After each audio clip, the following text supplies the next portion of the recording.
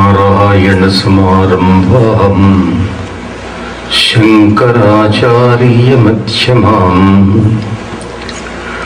अस्मदाचार्यपर्यन्ताम् वन्दे गुरुपरम्पराम्।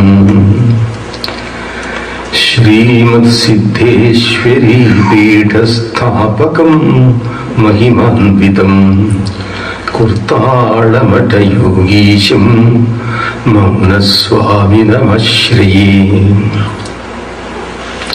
प्रांशुपयोदनीलतनुभासितु उज्ज्वलदण्डधारु पिङ्गांशु जटाच्छटाभरणु आगमपुञ्जपदार्थतत्त्वनिस्संशयकारो कृष्णमृगचर्मकृताम्बरकृत्यु भारतीवंशविवर्धनं त्रिदशवन्दितु साध्यवती युगुल्चदन्। అగస్త్య మహర్షికి హయగ్రీవుడు లలితాదేవి యొక్క చరిత్ర చెబుతున్నాడు. ఆ లలితాదేవి చరిత్ర చెప్పటంలో లలితాదేవి యొక్క అవతరణకు బీజములు రామాయణ కాలంలో వేయబడినవి. లలితాదేవి అవతరించడానికి రామకథ మూలమైంది. ఏమిటండి రామకథకు లలితాదేవికి సంబంధం ఏమిటంటే, నిన్న ఏదో చెప్పాను అనుకోండి, అక్కడితో వస్తుందన్నమాట. సీతాదేవిని రావణాసురుడు ఎత్తుకుపోయినాడు. రాముడు దుఃఖిస్తున్నాడు, బాధపడుతూ ఉంటే ఆకాశంలో శివుడు సతీదేవి వెళ్తున్నారు విమానంలో. దక్షపుత్రిక సతీదేవి, ఇంకా పార్వతీదేవి కాదు, పుట్టలే. దక్షపుత్రిక సతీదేవి వెళ్తున్నది శివునితో కలిసి విమానంలో. కలిసి వెళ్తూ ఉంటే ఆ సతీదేవి శివునితో అంటున్నది, ఏమండి కింద రాముడు ఏడుస్తున్నాడు చూడండి, సీతను రావణాసురుడు ఎత్తకపోయినాడు మనందరికీ తెలుసు కదా, లంకలో ఉంచాడన్న సంగతి మనందరికీ తెలుసు కదా, ఆయనకేమో తెలియదు, ఏడుస్తున్నాడు, నిజమైన ఏడుపు వస్తున్నది. ఇప్పుడు ఏడుపు నటించటం వేరు అంటే, కాదు సతీ నీకు తెలియదు, రాముడు భగవంతుడు లీలా చేస్తున్నాడు, ఆయన దుఃఖిస్తున్నట్టు నటిస్తున్నాడు, ఆయనకు అన్నీ తెలుసును అన్నాడు శివుడు. ఎబ్బెబ్బి నేను నమ్మనండి, ఇప్పుడు నిజంగా కనుక అయ్యేటట్టయితే నాకు తెలుసు కదండి, మా శరీర తత్వాలు నాకు తెలుసు కదా. ఇప్పుడు నటుడున్నాడు, మీరున్నారు, నవ్వమంటే నవ్వచ్చు పక్కపక్క నవ్వచ్చు, కళ్ళెర్ర చేయమంటే కళ్ళెర్ర చేయొచ్చు, కానీ కంటి వెంట నీరు తీసుకురండి గ్లిసరిన్ రాసుకోకుండా రాదు. నిజమైన ఏ భక్తో, నిజమైన భావోద్రేకము, ఏదో దుఃఖమో సుఖమో ఏదో వస్తే తప్ప కంటి వెంట కన్నీరు రాదు. కంటి వెంట కన్నీరు 2 సార్లు వస్తుంది. కష్టం వస్తే వస్తుంది, అతి సంతోషం వచ్చినా వస్తుంది. ఆనందాశ్రువులు, దుఃఖాశ్రువులు. మీరు మంచి రమణీయమైన దృశ్యాన్ని చూశారు, చాలా సంతోషం కలిగింది, లేదా మీకు మంచి దివ్యానుభూతి కలిగింది, మధురానుభూతి కలిగింది, అప్పుడు రావచ్చు కంటి వెంట కన్నీరు. ఆనందాశ్రువులు శీతలములు, దుఃఖాశ్రువులు ఉష్ణములు అంటుంది సాహిత్య శాస్త్రం. అంటే దుఃఖాశ్రువులకు మీరు థర్మామీటర్ తీసుకొని, మీకు బాధ కలిగినప్పుడు వచ్చినటువంటి కన్నీళ్లు కనుక థర్మామీటర్తో చూస్తే దాని టెంపరేచర్ వేరు, ఆనందం కలిగినప్పుడు వచ్చిన అశ్రువులు కనుక చూస్తే దాని టెంపరేచర్ 2 డిగ్రీలు తక్కువగా ఉంటుంది. ఆనందాశ్రువులు శీతలములు, దుఃఖాశ్రువులు ఉష్ణములు. నిజంగా ఏడుస్తున్నాడండి, లేకపోతే కన్నీళ్ళు ఎట్లా వస్తాయి? నీకు తెలియదు సతీ, నువ్వు పొరపాటు పడుతున్నావు. లేదండి నేను పరీక్ష చేస్తాను. వద్దు, పరమేశ్వరుణ్ణి పరీక్ష చెయ్యకూడదు. లేదు నేను చేస్తాను. ఆమె విమానంలో నుంచి కిందికి వచ్చింది, సీత యొక్క రూపాన్ని ధరించి అక్కడికి వెళ్ళింది. ఏమండి ఎందుకు బాధపడతారు మీరు? రాముడి దగ్గరికి వెళ్ళింది. ఎందుకు బాధపడతారు మీరు? నేను ఎక్కడికి పోయినాన్ని పక్కనే ఏదో పూలు అవి తీసుకురావడానికి వెళ్ళాను, కొంచెం దూరం వెళ్ళానంతే, నేను ఎక్కడికో పోయినట్టు నన్ను ఎవరో ఎత్తుకుపోయినట్టు మీరు దుఃఖపడతారేమిటి అన్నది. అంటే ఆయన ఒక్కసారి చూచి అటు ఇటు చూచాడు. లక్ష్మణుడు కూడా లేడు, ఎవరు లేరు. అమ్మా నువ్వు ఇట్లా రాకూడదు తల్లి, సీత యొక్క ఆకారాన్ని నువ్వు ధరించకూడదమ్మా, సతీదేవి వెళ్ళిపో, ఇక్కడి నుంచి వెళ్ళు, ఇక్కడ పరిస్థితి నీకు తెలియదులేమ్మా, వెళ్ళు అన్నట్టు. అంటే ఇది వాల్మీకి రామాయణం అనుసరించి కాదు, అధ్యాత్మ రామాయణం తులసీదాస్ రామాయణంలో కూడా ఉంది. ఇట్లనే సిగ్గుపడింది. తనను రాముడు గ్రహించాడని తెలుసుకున్నది. వెళ్ళిపోయింది పైకి.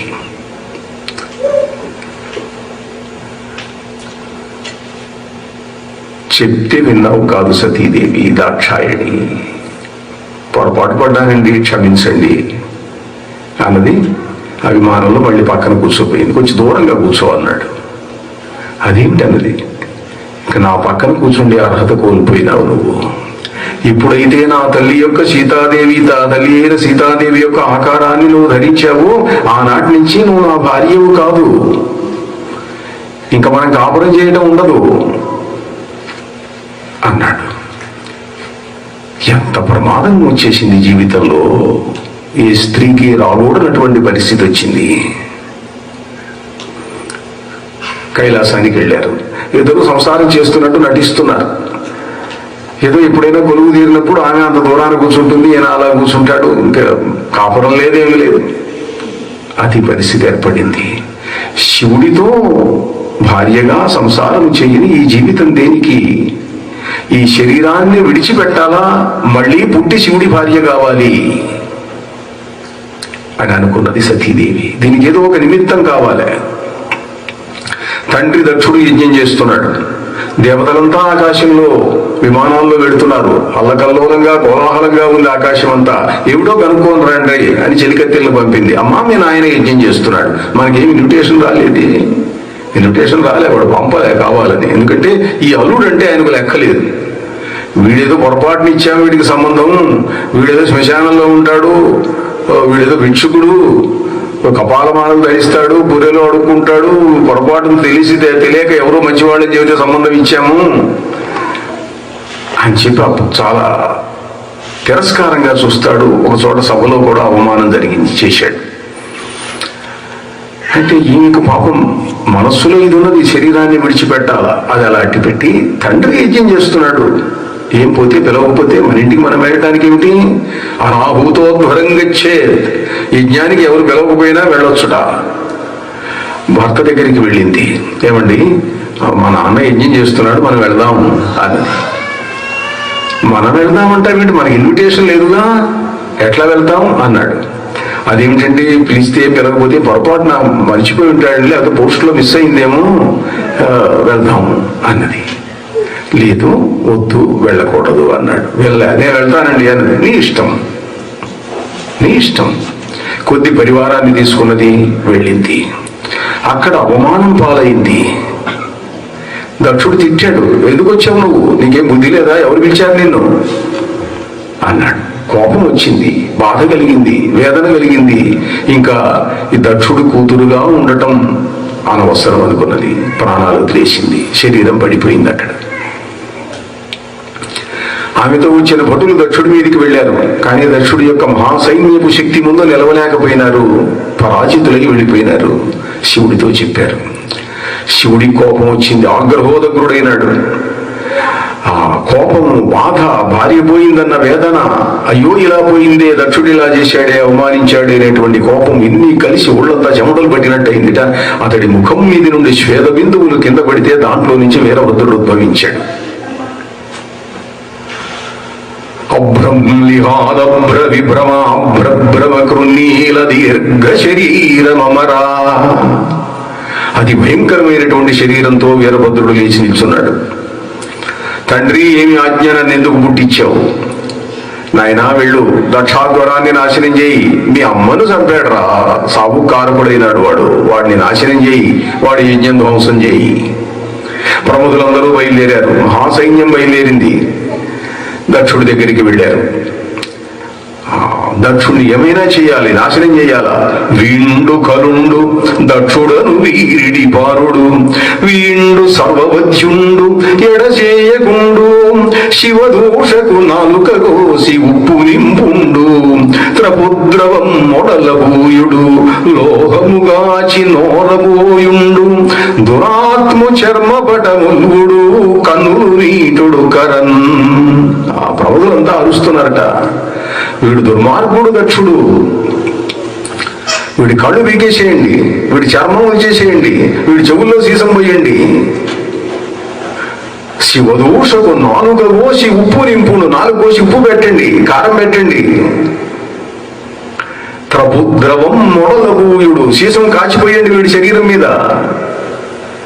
లోహముగాచి నోరబోయుండు, లోహాన్ని కరిగించి నోట్లో పోయండి. అంటే ఆ రోజుల్లో అన్నాడో లేడో గాని ఈ పుస్తకం రాసిన ఆయన కాలం నాటికి ఉన్న శిక్షలు అట్లా ఉండేవి దేశంలో.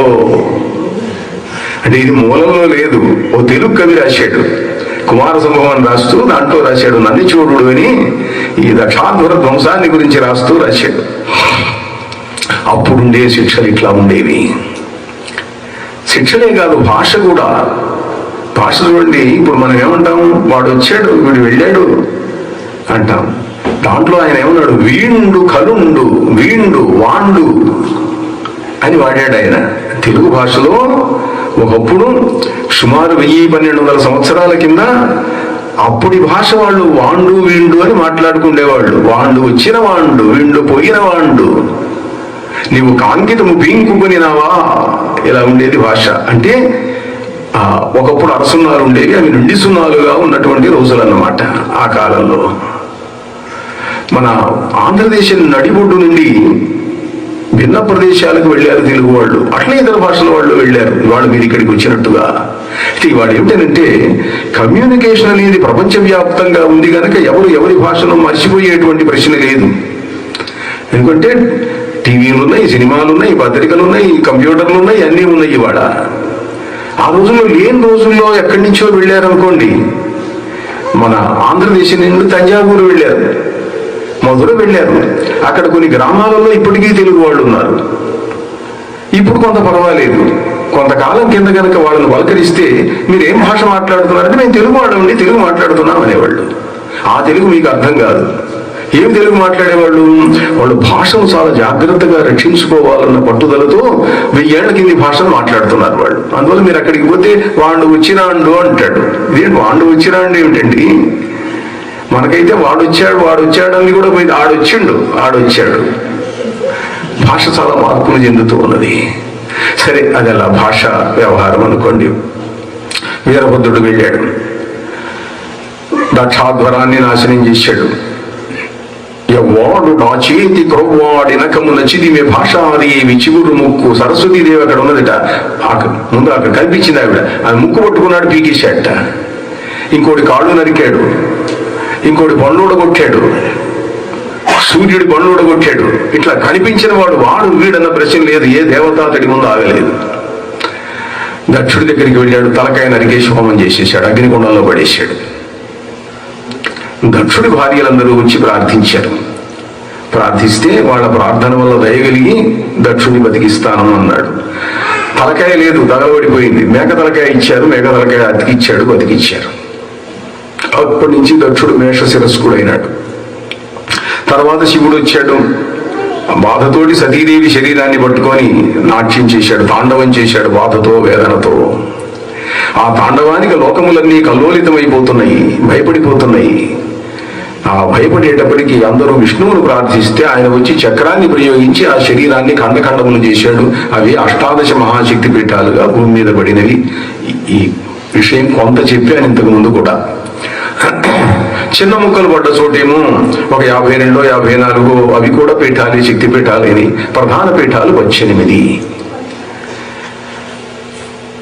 సరే, వాటి కథ అట్టి పెట్టండి. సతీదేవి ఏమైందో ఈ లోకంలో ఎవరికీ తెలియదు. ఆమె ఎక్కడికి పోయింది ఏమో, ఎక్కడికి పోయిందో. ఈ బ్రహ్మాండానికి అవతల ఉన్న లోకాలకు వెళ్ళిపోయింది ఆవిడ మళ్ళీ హిమవంతుడికి, మేనకకు కుమార్తెగా పుట్టింది. శివుణ్ణి పెళ్లి చేసుకోవాలి, ఆమె సంకల్పం అది. ఈ లోపు కొన్ని 1000 సంవత్సరాలు గడిచినాయి. ఈ 1000 సంవత్సరాలలో తారకాసురుడు అనేవాడు పుట్టాడు, హిరణ్యకశిపుడి యొక్క వంశంలో. వాడు బ్రహ్మను గురించి తపస్సు చేశాడు. బ్రహ్మ ప్రత్యక్షమైనాడు. నీకేం కావాలి? అమరత్వం కావాలి. అది సరే, అది కాక ఇంకేదన్నాడు. నాకు ఈ దేవదానవులు వీళ్ళు ఎవరి వల్ల చావు ఉండకూడదు. సరే, మరి ఎవరి ద్వారా ఎక్కడో చోట సాగు కావాలి కదా. చూశాడు వాడు, శివుడు ఉన్నాడు, సతీదేవి మరణించింది, ఆయన ఎవరిని పడితే వాళ్ళని పెళ్లి చేసుకోడు కదా. కనుక ఇప్పట్లో శివుడికి పెళ్లి అయ్యే అవకాశం ఏం లేదు. కనుక శివపుత్రుని వల్ల నాకు మరణం సంభవిస్తే సంభవించునుగాక అన్నాడు. ఇంకో పురాణంలో అయ్యేటట్టయితే మామూలు పుట్టుక కాకుండా ఏ అగ్నిలోనూ పుట్టిన వాడి వల్ల మరణిస్తాను అంటే ఒక్కో పురాణంలో ఒక్కో రకంగా ఉందనుకోండి ఈ కథ. సరే అని అన్నాడు బ్రహ్మ. వాడు లోకాలన్నింటినీ జయించాడు, రాక్షసులను బాధిస్తున్నదే, దేవతలను బాధిస్తున్నాడు, హింసిస్తున్నాడు. దేవతలంతా వాడి సేవకులైనారు. కొన్ని వందల సంవత్సరాలు గడిచినాయి, వేల సంవత్సరాలు గడిచినాయి. దేవేంద్రుడు దేవతలను సమావేశపరిచి అందరూ కలిసి బ్రహ్మదేవుడి దగ్గరికి మళ్ళీ వెళ్ళారయ్యా, ఈ తారకాసురుడి బాధ భరించలేకుండా ఉన్నాము. కొన్ని వేల సంవత్సరాలు అలా గడిస్తే అప్పుడు దానికి తారకామయము అని పేరు పెట్టినాయి పురాణాలు.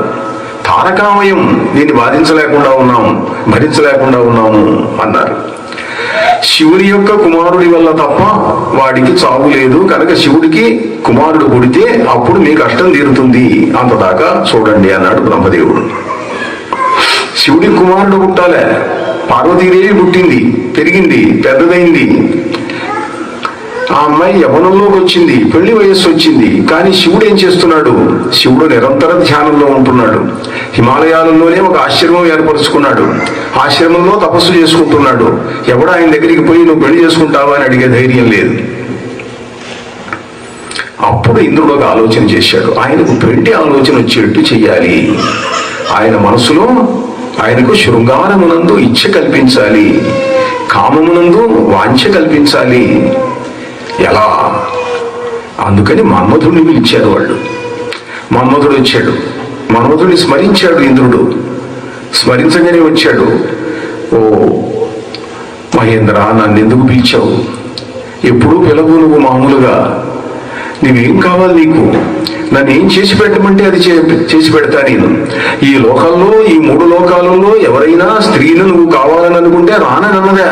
చెప్పు, క్షణంలో వచ్చేట్టు చేస్తా నేను. నా శక్తికి వశులు కాని వాడు ఈ ప్రపంచంలో లేరు. ఈ లోకంలోనే కాదు, ఏ లోకంలోనూ లేరు. బ్రహ్మరుద్రాదులనైనా నేను కామవశులను చేయగలను. చెప్పు నీకేం కావాలో అన్నాడు. వాడు బాధనిస్తున్నాడు. మాట్లాడించి ఈ వాక్యం వచ్చిందిరా, చాలు ఇంద్రా, మన్మథ, నాకు ఇదే కావాలి. నువ్వు ఇప్పుడు ఏం మాట అన్నావో అది కావాలి నాకు. చెప్పండి ఏం కావాలి? శివుడు ఉన్నాడు, హిమాలయాల్లో తపస్సు చేసుకుంటున్నాడు. పార్వతీదేవి పూర్వజన్మలో సతీదేవి ఆయన పెళ్లి చేసుకోవడానికి పుట్టింది. ఆయనేమో రోజు తపస్సు చేసుకుంటున్నాడు, బయటికి రావడం లేదు. వాళ్ళిద్దరూ తొందరగా పెళ్లి అయ్యేటట్టు చెయ్యాలయ్యా నువ్వు అన్నాడు. ఇది ఎంత పని తప్పకుండా చేస్తాను అన్నాడు మన్మథుడు. మాట తీసుకున్నాడు. మన్మథుడు మాట ఇచ్చాడు. వెళ్ళాడు, ఇంటికి వెళ్ళాడు. వెళ్ళి రతీదేవిని, వసంతుణ్ణి, తన పరివారాన్ని పిలిచి మనం బయలుదేరదాం అన్నాడు. ఎక్కడికి అన్నారు. అంటే శివుడి మీద బాణం వేయాలా, శివుణ్ణి కామమోహితుణ్ణి చేయాలా, హిమాలయాలకు వెళదాం పదండి అన్నాడు. రతీదేవంతి, ఎంత పొరపాటు చేశావయ్యా, నువ్వెంత, శివుడెంత, ఆ మహాపురుషుణ్ణి నువ్వు ఏదో చేయగలను అనుకుంటున్నావా? ఎందుకు చేశావు? ఏమని అవసరమైంది అని అంటే, ఇట్ట జరిగింది, ఇంద్రుడికి మాట ఇచ్చాను, నేను ఇచ్చిన మాట నిలబెట్టుకోవాలి అన్నాడు. ఎందుకు ఇచ్చావయ్యా ఇంత మాట? నీ శక్తికి మించింది ఇది. పరమేశ్వరుడు శివుడు, శంభురీశ పశుపతి శివశూరి మహేశ్వర, సర్వలోకేశ్వరుడు ఆయన మీద నీ బాణాలు ప్రయోగించడం ఏమిటయ్యా? ఎంత పొరపాటు చేశావు. ఏదో మాట అన్నాను, మరి తప్పదు, వెళ్దాం. అందరూ కలిసి వెళ్ళారు. కలిసి వెళ్తే అక్కడికి వెళ్ళేసరికి శివుడు ఉన్నాడు. ఈ లోపుగా ఒక సన్నివేశం జరిగింది. ఒకరోజు హిమవంతుడు శివుడి దగ్గరికి వెళ్ళి, అయ్యా మీరు మా రాజ్యంలో ఉంటున్నారు, నా పర్వతం మీద మీలాంటి మహానుభావులు తపస్సు చేసుకోవడం నాకు అదృష్టం. ఇది మీకు ఏదైనా సేవ చేసే అవకాశం నాకు ఇవ్వండి. నాకేం అక్కర్లేదయ్యా, మా పరివారం అంతా ఉన్నది, నంది, భృంగి, శృంగి, పోయేంత పరివారం ఉన్నది, నాకేం కావాలన్నాడు. కాదు మాకు అవకాశం ఇవ్వండి. మా అమ్మాయి పార్వతి ఉన్నది, మీకు ఏదో రోజు కాస్త పళ్ళు పూలు అవి తెచ్చిస్తుంది, ఏదో మా తరఫున మేము ఏదో కొంత సేవ చేశామన్న సంతృప్తి మాకు ఉంటుంది, దయచేసి అంగీకరించండి అని హిమవంతుడు ప్రార్థించాడు. సరేలే అన్నాడు శివుడు. ఆమె రోజు ఆ పండ్లు ఏదో పూలు అవి ఇవి తీసుకొచ్చి ఇస్తున్నది. ఈ ఏర్పాటు జరుగుతున్నది. మన్మధుడు చూశాడు, ఇంకా పార్వతి రాలే. ఈ లోపు అతడు ఏం చేశాడనంటే వాతావరణం మొత్తాన్ని మార్చిపారేశాడు తన శక్తి వల్ల. ఎండిపోయిన చెట్లన్నీ చిగురించినాయి, పూలు పూస్తున్నాయి, పండ్లు కాస్తున్నాయి. ఉన్నట్టుండి ఏ ఋతువుతో సంబంధం లేకుండా, ఋతుగమనంతో సంబంధం లేకుండా సర్వ ప్రకృతిని వసంత ఋతువుగా మార్చేశాడు.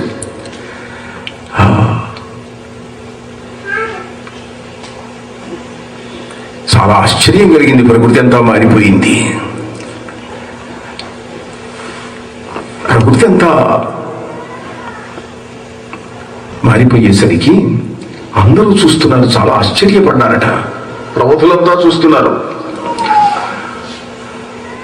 ప్రకృతి అంతా చాలా హాయిగా ఉంది, ఉత్సాహంగా ఉంది. అందరూ సరదాగా నాట్యం చేయడం, పాటలు పాడటం అంతా మొదలుపెట్టారు. ఆ ప్రకృతికి పరవశించిపోయి నందీశ్వరుడు చూశాడు. ఓ చోట అయితే శ్రీనాథుడు అద్భుతంగా వర్ణిస్తాడు ఇట్లాంటి ఘట్టాన్ని. వేదండవదన శుండాదండ గండూష కాండ శిక్తాప్సరో మండలములు. విఘ్నేశ్వరుడు తన తోండంతో అప్సరసలందరి మీద నీళ్లు చల్లాట. అది చూసేసరికి వాళ్ళంతా తడిసిపోతూ అల్లకల్లోలం అవుతున్నారు. అప్పుడు కొందరు గంధర్వ కన్యలు ఏం చేశారటంటే, గంధర్వ కన్యక కనక సౌగంధిక మాలికా లగ్న షణ్మాతురములు. గంధర్వ కన్యలు వాళ్ళు ఏం చేశారటంటే పూలు మాలలు అన్ని విసిరారట వీళ్ళను ఆపటం కోసం అని చెప్పి. అవన్నీ వెళ్ళి కుమారస్వామి యొక్క మెడలో పడ్డాయిట. ఆయనంతా పూలతో నిండిపోయినట్ట. అది చూసి నందీశ్వరుడు, అయ్యో మన కుమారస్వామి అసలు కనిపించకుండా పూలతో నిండిపోయినాడే. నందీశ్వర క్షిప్త నారంగ వల్లపాక తరళ్ళ విద్యాధరీ స్తన భరములు. నందీశ్వరుడు పక్కన పళ్ళు ఉండే తీసుకొని ఆ నారింజ పళ్ళు, బత్తాయి పళ్ళు, కమలా పళ్ళు తీసుకొని ఆ విసిరేయటం మొదలు పెట్టారట. విద్యాధర కాంతలు అంతా ఆ పళ్ళ రసంతో తడిచిపోయినారట. వాళ్ళు ఊరుకుంటారా? గరుడ లీలావతి కస్తూరికా పంక పిహిత నిశేషాంగ భృంగిరిటులు. గరుడ కాంతలు చూసిదంతా కస్తూరి మొదలైనటువంటి సుగంధ ద్రవ్యములన్నీ బురద బురదలాగా వాళ్ళ మీద చల్లేశారట. వీరభద్ర వికీర్ణ కర్పూర చూర్ణ ధవళితాకాశచర వనితా ముఖములు శాంభవీ శంభు మధుకేళి సంభ్రమములు పొదలి వాసించుగాక నా హృదయ వీధి. వసంతోత్సవం వచ్చినప్పుడు కైలాసంలో పార్వతీ పరమేశ్వరులు విహరిస్తుంటే చేసిన వర్ణన ఇది అనుకోండి. ఈ సందర్భం కాదు, ఆ తర్వాత ఎప్పుడో జరిగింది. అయితే వసంత ఋతువు వస్తే ఇలా ప్రవర్తించడానికి పూనుకున్నారు ప్రముఖులంతా.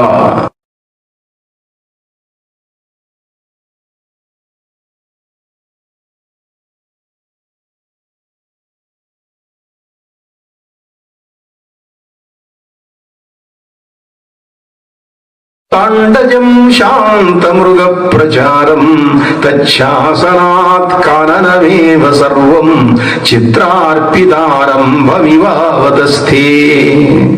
ఒక బొమ్మ గీశారనుకోండి, ఆ బొమ్మలో అక్కడ గుర్రాలు ఉన్నాయి. ఆ గుర్రాలు అట్టనే ఉంటాయి, ఒక అడుగు ముందుకు వెయ్యవు, ఒక అడుగు వెనక్కి వెయ్యవు. బొమ్మలో ఉన్నవి ఎట్లా కదులుతాయి? కదలవు కదా. అట్లా అయిపోయినారట ప్రముఖులంతా. కదలని చెట్లు, వీచని గాలి అన్నిటినీ కంట్రోల్ చేశాడు ఆయన, నియమించాడు, శాసించాడు. నిష్కంప వృక్షం నివృత ద్విరేపం. తుమ్మెదలు కూడా ఝంకారం చేయటం మానుకున్నాయి నందీశ్వరుడి హుంకారం వినేసరికి. మూగాండజం శాంత మృగ ప్రచారం. పక్షులు కిలకిలా రావాలి ఆగిపోయినాయి. అన్ని జంతువులు, లేళ్లు, దుప్పులు అందరూ ఏం మాట్లాడటం లేదు, అందరూ ఉన్నట్టుండి స్తంభించిపోయినారన్నమాట. తచ్చాసనాత్ కాననమేవ సర్వం. నందీశ్వరుడు అనుశాసనం వల్ల అరణ్యం అంతా కూడాను బొమ్మలో ఉన్నట్టుగా అయిపోయిందయ్యా. చిత్రకారుడు బొమ్మలో గీస్తే ఎలా ఉంటుందో అలా అయిపోయింది. ఇంతలో పార్వతీదేవి వచ్చింది నెమ్మదిగా.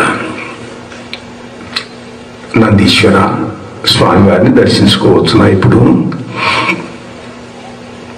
స్వామివారిని నేను పండ్లు తెచ్చాను, తేనె తీసుకొచ్చాను, పూలు తీసుకొచ్చాను, స్వామివారికి సమర్పిద్దామని. నేను ఆయన చూడటానికి అనుమతిస్తావా అన్నాడు. అమ్మా, నీకేమిటి తల్లి, నీకు అనుమతి ఎప్పుడు ఉన్నది, అయినా చూసి వస్తాను స్వామివారి లోపల ఏం చేస్తున్నారో. లోపలికి పోయి ఇప్పుడే లేచారమ్మా ధ్యానంలో నుంచి, నువ్వు దర్శనం చేసుకోవచ్చును అన్నాడు నందీశ్వరుడు. ఆమె లోపలికి వెళ్ళింది, నందీశ్వరుడు అవతలికి వెళ్ళాడు.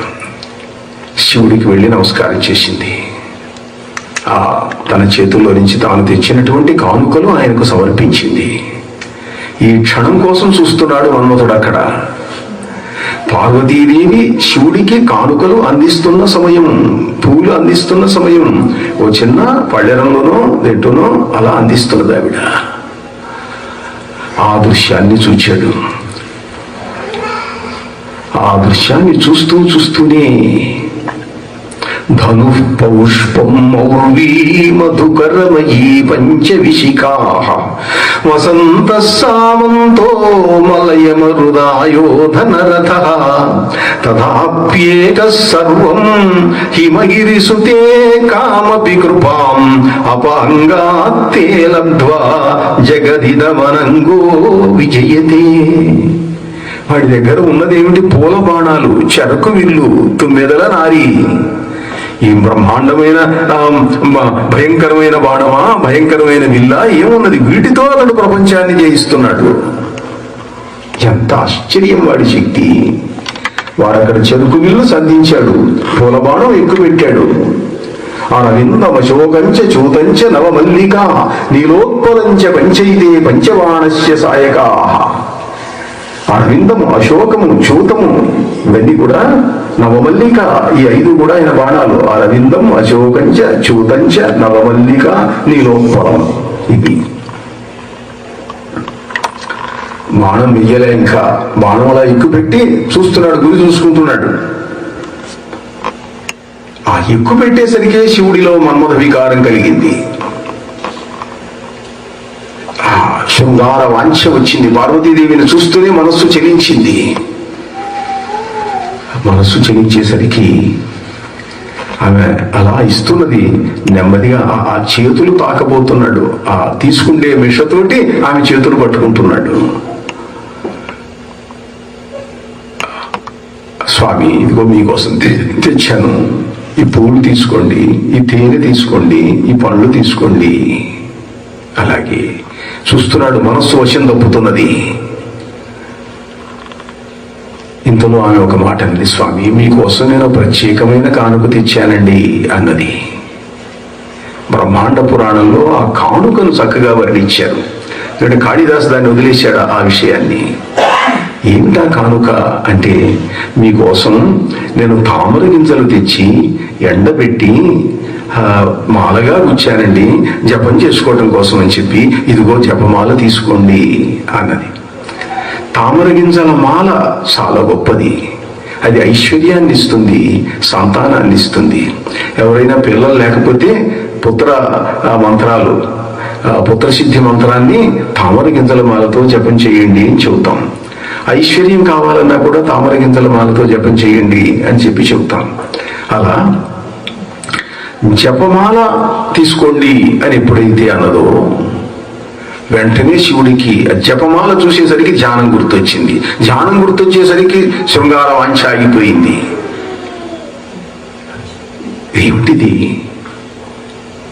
ఈ దృశ్యాన్ని వర్ణించాడు తెలుగులో కరుణశ్రీ అనే కవి.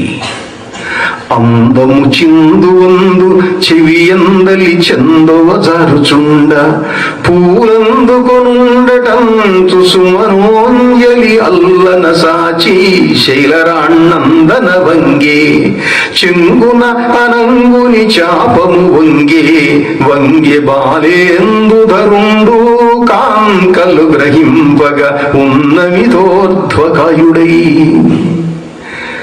అందము చిందువందు చెవి అందవి చెందవ జారుచుండ. చెవిలో ఆమె పువ్వు పెట్టుకున్నది, కలువ పువ్వు, అది కాస్త జారిపోతూ పూలందుకొనుండటంచు సుమనోంజలి అల్లన సాచి శైలరాన్నందన వంగే. పార్వతీదేవి అలా ముందు కొంగిందిట.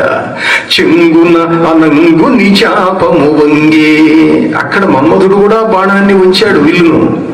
వంగే బాలేందు ధరుండు. ఆ శివుడు వంగేట. ఎందుకు? ఆయన అంత ఎత్తునున్న మనిషి. ఆయన ఈ పార్వతీస్తున్న కానుకలు అందుకోవడం కోసం ముందు వంగేట. ఆయన కూడా వంగే బాలేందు ధరుండు కాంకలు గ్రహింపగా ఉన్నమిదోర్ధ్వకాయుడై వంగాడు.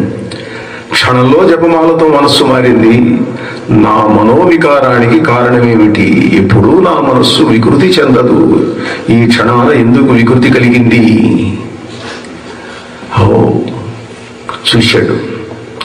ఒకసారి అటువైపు చూస్తే మన్మధుడు బాణం ఎక్కువ కనిపిస్తున్నాడు. వీడా ఈ పని చేసింది? నా మీదకి వచ్చాడా వీడు? మూడవ కన్ను తెరిచాడు.